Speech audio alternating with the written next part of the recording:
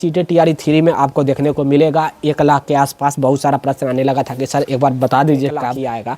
1 लाख के आसपास आने जा रहा है, तमाम वर्ग के लिए, तमाम क्लास के लिए होगा। साथ ही नॉन टीचिंग का 50,000 आने जा रहा है भैया।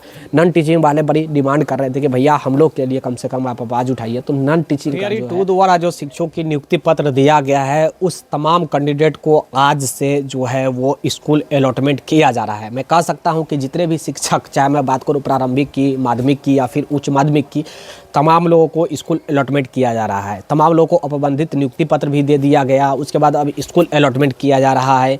एक तरफ टीआरई 1 वाले जो कैंडिडेट हैं उनका डॉक्यूमेंट वेरिफिकेशन चल रहा है। टीआरई 1 वाले बहुत सारे ऐसे कैंडिडेट हैं जो अभी तक लापता है, भागे पड़े हैं, गायब हो चुके हैं। मैं कह सकता हूं कि जितने भी फर्जी थे वो सब भाग रहे हैं। कोई ऐसा जो भी है डीआरसी बीआरसी नहीं है जहाँ पे डबल डिजिट में फर्जी नहीं मिल रहा हो। जैसे कि कभी कभी 10, कभी 20, कभी 30, कभी 40, कभी 50, इस प्रकार जो भी है फर्जी शिक्षक मिल रहे हैं।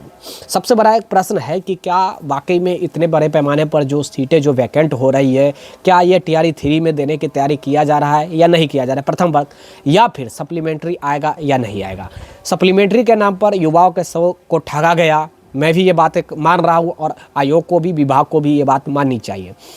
टीआरई 1 में सप्लीमेंट्री का वादा किया गया 4747, यानी कि 4747 कहा गया कि सप्लीमेंट्री रिजल्ट देंगे, लेकिन दिया गया लगभग 2000 के आसपास दिया गया।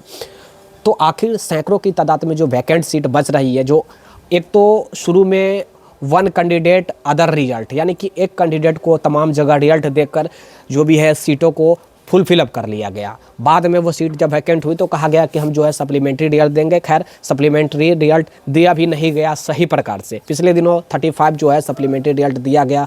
भूल चूक जिनका गलतियां हो गया था उन लोगों को दिया गया। उससे पहले 2000 सप्लीमेंट्री रिजल्ट दिया गया। एक बड़ा प्रश्न है कि अगर इतने बड़े पैमाने पर सप्लीमेंट्री रिजल्ट नहीं दिया जा रहा है वैकेंट सीट होने के बाद, तो वो वैकेंट सीट जाएंगी कहाँ, ये सबसे बड़ा प्रश्न। और आप लोगों के बीच भी ये बहुत बड़ा एक प्रश्न होगा कि सर सीट वो क्या होगा, क्या वो सीट जब टीआरई 2 में नहीं जुटा, टीआरई 2 में भी बहुत सारी सीट खाली रह गई।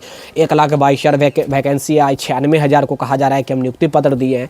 तो लगभग 24 से 25,000 जो टीआरई 2 का भी वैकेंट सीट रह गया वो, और पिछले टीआरई 1 का सैकड़ों की तादाद में जो सीट रह गया वो, ये सब कहाँ गया, क्या हुआ नहीं हुआ, ये आप लोग के बीच एक बहुत बड़ा प्रश्न होगा।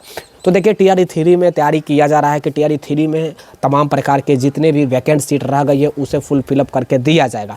ज़्यादा उम्मीद है कि जो 1 लाख वैकेंट जो आने जा रही है फिर से टीआरई 3 का वैकेंसी, उसमें दिया जाएगा। अभी तक के हिसाब से डेटा के अनुसार मैं बताऊं तो 50,000 के प्लस जो है वो रिक्ति मिल चुका है। और तमाम जितने भी ज़िला है, ज़िला से फिर से रिक्ति मांगा जा रहा है। आज से जो स्कूल अलॉटमेंट किया जा रहा है, बहुत सारे तो ऐसे भी कैंडिडेट होंगे टीआरई 2 में जो फर्जी हो गए होंगे, अभी भी फर्जी हुए होंगे। ये कोई, इसमें कोई दो मत वाली बात नहीं है। इतने बड़े पैमाने पर टीआरई 1 में भी कहा गया कि फर्जी नहीं है, लेकिन क्या हुआ, पूरा बिहार, पूरा देश देख रहा है। टीआरई 2 में भी यही सिचुएशन है। पूरा बिहार, पूरा देश देखेगा और आज सही प्रकार से डॉक्यूमेंट वेरिफिकेशन नहीं हुई है, कल इनमें से भी पकड़ा जाएगा फर्जी। इसमें कोई दो मत वाली बात नहीं है। तो बड़ी प्रश्न है कि टीआरई 1 में बड़े पैमाने पर सीट खाली, टीआरई 2 में बड़े पैमाने पर सीट खाली, तो इन तमाम सीटों को क्यों नहीं उजागर किया जा रहा है, क्यों नहीं शो आउट किया जा रहा है, इन तमाम सीट को क्यों नहीं शो आउट करके और आउट किया जा रहा है, दिया जा रहा है कि इतना सीट जो वैकेंट रह गई है टीआरई 3 में देंगे। बात तो वही हो गई कि एक कड़ी से दूसरे कड़ी में बैकलॉग सीट निकाल कर जोड़ना। एक वैकेंसी अगर वाकई में किसी कारणवश रद्द हो जाती है, निरस्त हो जाती है, अवैध हो जाती है, सुप्रीम कोर्ट के जजमेंट के अनुसार मैं बोल रहा हूँ, अगर निरस्त हो जाती है, रद्द हो जाती है, तो एक से दूसरे कड़ी में तमाम वैकेंसी को जोड़ा जा रहा है। TRE 1, TRE 2, TRE 3। Vacant seat के मतलब होता है, बैकलॉग सीट का मतलब होता है कि किसी एक बहाली से सीट बचकर दूसरे बहाली में ऐड करके देना, ये कहा जाता है बैकलॉग सीट। यानी कि एक बहाली अगर फंसेगा तो दूसरा बहाली भी ऑटोमेटिक फंस जाएगा, यही कहा जाता है बैकलॉग सीट। बैकलॉग सीट आयोग को और विभाग को मैं कहना चाहूँगा, इसमें आयोग की कोई गलती नहीं है। बैकलॉग सीट करके नहीं देना चाहिए, मेरा जहाँ तक मानना है। मैं उनको सजेस्ट ही कर सकता हूँ, बस बता रहा हूँ। और क्या युवा को के साथ धोखा हो रहा है। बैकलॉग सीट का मतलब होता है कि अगर किसी कारणवश एक बहाली फंसता है तो तमाम बहालियाँ करीब बाई करीब फंसते चले जाएगा। क्योंकि बैकलॉग सीट पिछले छठे चरण की लगभग 40,000 सीट टीआरई 1 में दिया गया। टीआरई 1 के कहा गया कि बहुत सारे जो सीट वैकेंट रह गई हम टीआरई 2 में देंगे। अब कहा जा रहा है कि टीआरई 2 में भी जो वैकेंट रह गई हम टीआरई 3 में देंगे, यानी कि करीब बाई करीब फंसाया जा रहा है। मैं इसके ऊपर टिप्पणी नहीं कर रहा हूँ, आपको सजेस्ट कर रहा हूँ, आपको नॉलेज दे रहा हूँ, बस जानकारी दे रहा हूँ क्या आपके साथ हो रहा है। एक सबसे बड़ा प्रश्न आया है, शायद आप लोग के बीच ये नहीं पहुंचा होगा खबर, आप देखेंगे तो विश्वास नहीं करेंगे। प्रत्येक घंटा बिहार सरकार जो है वो 11 करोड़ के घाटे में, यानी कि 11 करोड़ माइनस में जा रहा है। प्रत्येक घंटा की मैं बात कर रहा हूँ, पर आवर 11 करोड़ जो है वो माइनस में बिहार सरकार जा रही है। ये बात नहीं करनी चाहिए, फिर भी मैं बताना चाहूँगा आप लोग को भी देखनी चाहिए।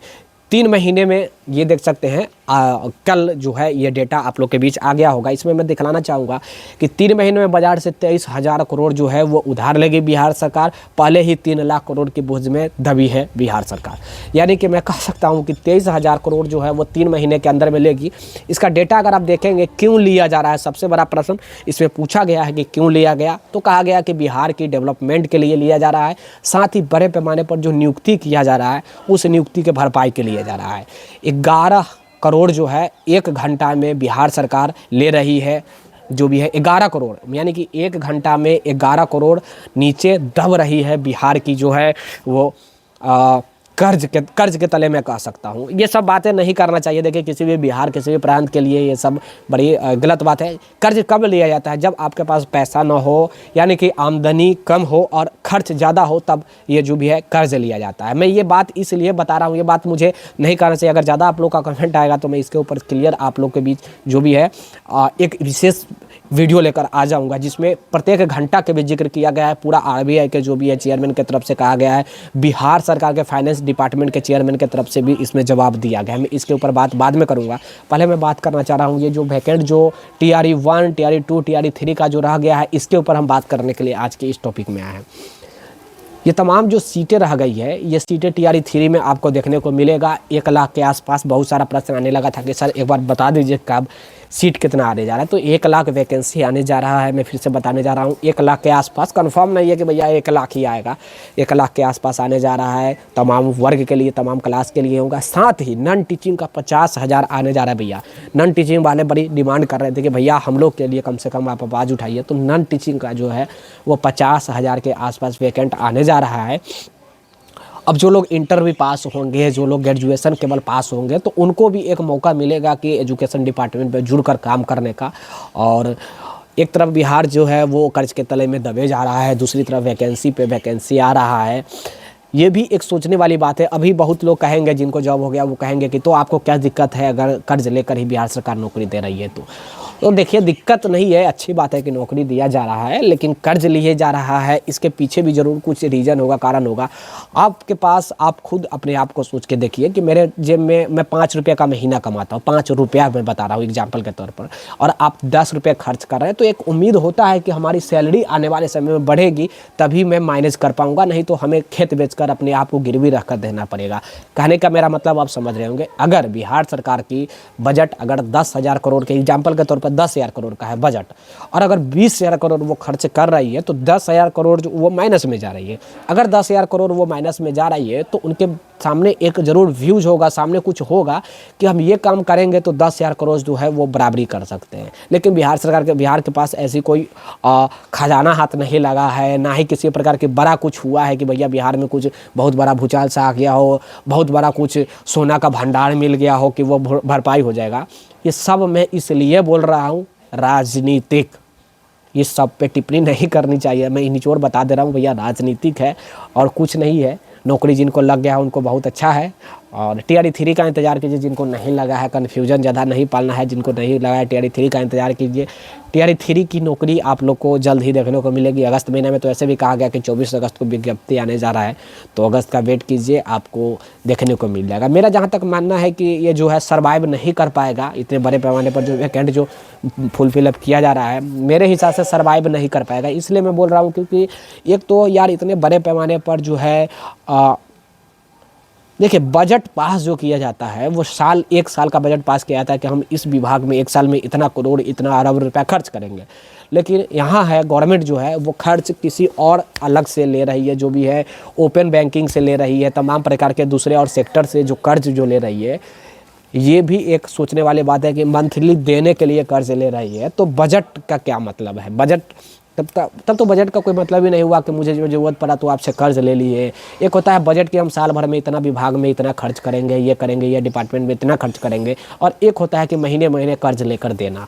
तो महीने महीने कर्ज लेने वाली बात हो जाएगी, फिक्स नहीं होता है। जो मंथली जो बजट जो पेश किया जाता है वो फिक्स होता है कि हाँ हम जो भी है साल में हम इतना बजट खर्च करेंगे। लेकिन अभी ये मुझे भी क्लियर नहीं हो रहा है, ना ही ये अनपच वाली बात लग रही है, आपको भी ये अनपच वाली बात लग रही होगी कि आखिर बिहार सरकार अगर इतना कर्ज ले रही है तो इसके पीछे क्या कारण है।